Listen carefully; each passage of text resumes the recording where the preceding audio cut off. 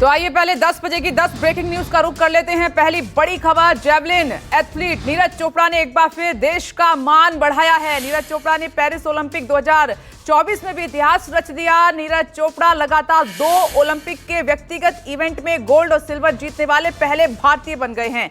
नीरज ने medal event में 89.45 metre का थ्रो फेंका, जो उनका ओलंपिक में अब तक का सर्वश्रेष्ठ थ्रो भी है। नीरज के पदक जीतने पर पूरे देश में खुशी का माहौल है। टोक्यो में गोल्ड मेडल तो अब पेरिस ओलंपिक में रजत पदक जीतकर नीरज चोपड़ा ने भारत का झंडा बुलंद किया है। आगे बढ़ते हैं, इसी से जुड़ी हुई दूसरी ब्रेकिंग न्यूज। नीरज चोपड़ा को सिल्वर मेडल जीतने पर देश में जश्न का माहौल है। नीरज चोपड़ा की सिल्वर जीतने पर उनके घर पर पूरे गांव ने मनाई जीत की खुशी। नीरज चोपड़ा के घर एक दूसरे को मिठाई खिलाकर खुशी जाहिर की जा रही है। नीरज चोपड़ा की मां ने कहा कि हमारे लिए गोल्ड से कम नहीं है। पिता ने कहा, देश को नीरज चोपड़ा ने गौरवान्वित किया है। चोटिल होने के बावजूद नीरज चोपड़ा ने देश का नाम रोशन किया। आगे बढ़ते हैं, नीरज चोपड़ा को रजत पदक जीतने पर राष्ट्रपति द्रौपदी मुर्मू, प्रधानमंत्री नरेंद्र मोदी, गृह मंत्री अमित शाह ने बधाई दी। पीएम मोदी ने कहा कि भारत बेहद ही खुश है और वो एक बार फिर से नीरज चोपड़ा ओलंपिक पदक के साथ लौट रहे हैं। असंख्य एथलीट्स के प्रेरणा स्रोत हैं नीरज चोपड़ा। और सीएम योगी ने कहा कि 140 करोड़ भारतवासियों को आप पर गर्व है। अमित शाह ने लिखा कि बहुत बढ़िया चैंपियन, नीरज चोपड़ा ने देश को गौरव दिलाया है। आपने भारतीय खेलों के इतिहास में एक शानदार किस्सा लिखकर तिरंगा का सम्मान बढ़ाया है। आगे बढ़ते हैं और चौथी ब्रेकिंग न्यूज पर नजर डालते हैं। भारतीय हॉकी टीम ने जीता ब्रॉन्ज मेडल। स्पेन को 2-1 से हराकर ब्रॉन्ज मेडल जीता है। यह भारत लगातार दूसरा ओलंपिक ब्रॉन्ज मेडल है। इससे पहले टोक्यो ओलंपिक में भी भारत ने जर्मनी को हराकर ब्रॉन्ज मेडल जीता था। स्पेन के खिलाफ भारतीय टीम के जीत के हीरो कप्तान हरमनप्रीत सिंह रहे, जिन्होंने 33वें मिनट में 2 गोल दागे। मेडल जीतने के बाद भारतीय हॉकी टीम के खिलाड़ी काफी खुश नजर आए। खिलाड़ियों ने जमकर डांस भी किया। अब आपको 5वीं ब्रेकिंग न्यूज बताते हैं। विनेश फोगाट को सिल्वर मिलेगा या नहीं, आज होगा बड़ा फैसला।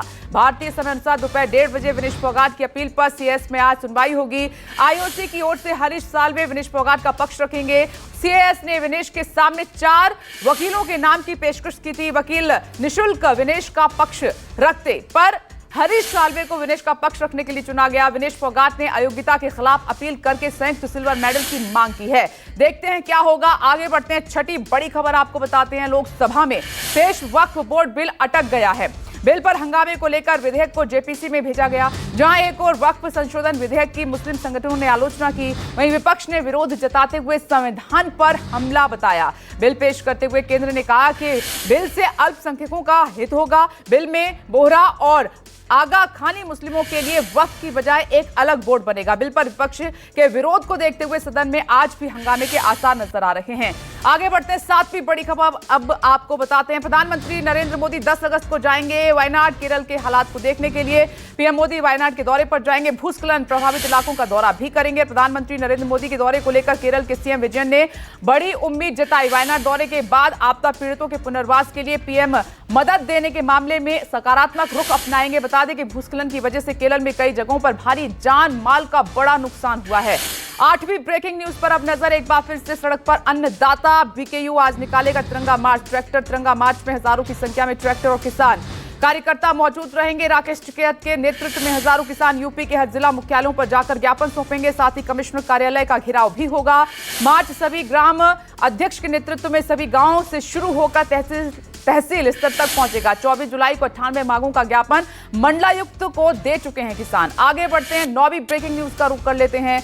प्रधानमंत्री नरेंद्र मोदी ने किया हर घर तिरंगा अभियान का आगाज। पीएम ने एक्स पर अपनी डीपी बदली। पीएम ने अपने सोशल मीडिया अकाउंट एक्स पर अपनी प्रोफाइल पिक्चर की जगह तिरंगे की तस्वीर लगाई है। एक्स अकाउंट की प्रोफाइल डीपी बदल पीएम ने लोगों से अपील की, कहा कि आइए फिर से हर घर तिरंगा को एक यादगार जन आंदोलन बनाए। बता दें कि आज से बीजेपी हर घर तिरंगा अभियान की शुरुआत की है। आगे बढ़ते हैं, 10वीं ब्रेकिंग न्यूज पर अब नजर। एनडीए सरकार सीसीए की बैठक आज शाम 6:30 बजे होगी। सीसीए की बैठक पे कई अहम मसलों को लेकर चर्चा होगी। बैठक में बीजेपी के अध्यक्ष जेपी नड्डा, किरण रिजिजू, चिराग पासवान और ललन सिंह समेत कई नेता मौजूद रहेंगे। रहेगी नजर। तो ये है आज की 10 बजे की 10वीं ब्रेकिंग न्यूज आपकी टीवी स्क्रीन पर।